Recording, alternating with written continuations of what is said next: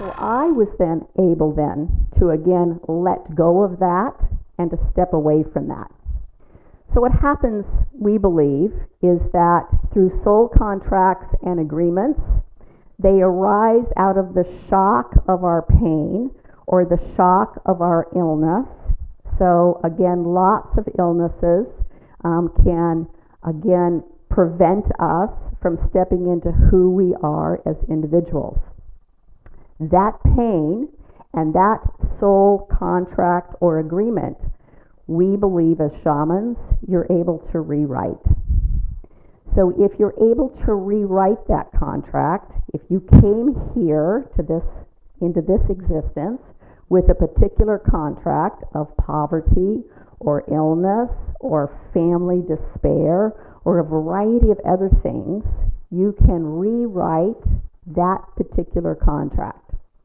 And once you rewrite that contract, and usually that happens in lower world, and we'll talk about that in just a few moments, once you rewrite that contract, what happens then is you're released from the things that are happening to you that you would consider to be negative or that you don't want to experience any longer in your life.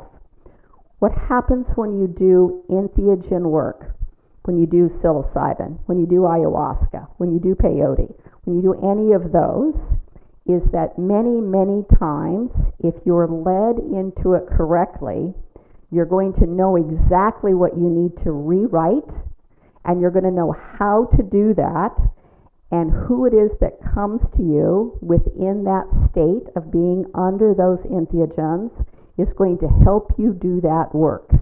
Pretty amazing. And I will just tell you that story after story after story, I talk to many, many people, again, that are able to do those entheogens, whichever one that is. And like I had said before, I believe that there is a correct entheogen for everyone, a correct psychedelic, if you would like to say, for everyone that can allow you to step into that. People that are chronically depressed, I did work one time with a man that his whole family had been depressed. He'd been depressed for years. So one of the first clients that I had that actually came to me from another state, his psychiatrist sent him to me and said, whatever it takes, we'll get you off of whatever medication that you're on so that you can do this. Because he said, what I want to experience before I die, he was 72 years old, is I want to be able to experience not being depressed. And I said, okay, so let's take a look at that. And I got him ready to do it, and all of a sudden, he has this amazing breakthrough. He tells me initially over and over again that he doesn't feel anything, so I give him more, and I give him a little more. And then there's a big explosion. Yeah. And all of a sudden, I hear hollering, and, I'm right there. And I said, what is it? And he goes, I'm in Russia, and my contract is that everyone dies before I die. And I choose that because I want to hold them so they don't feel alone. Now, I don't know about you, but I'd be depressed if all of my people were dying and I was the last one.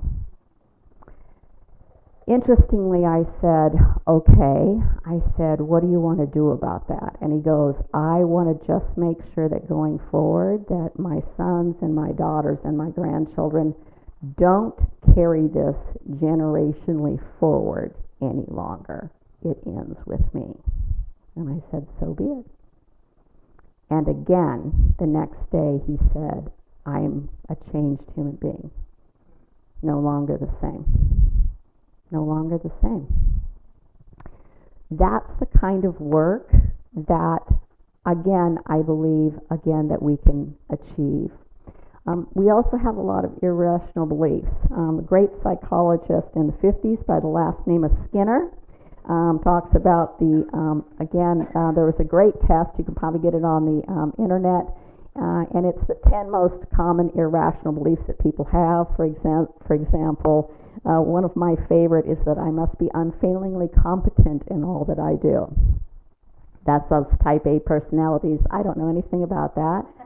But that's that type A personality that believes if we can just do it all ourselves and we don't rely upon anybody else to do it for us, it'll get done a lot better.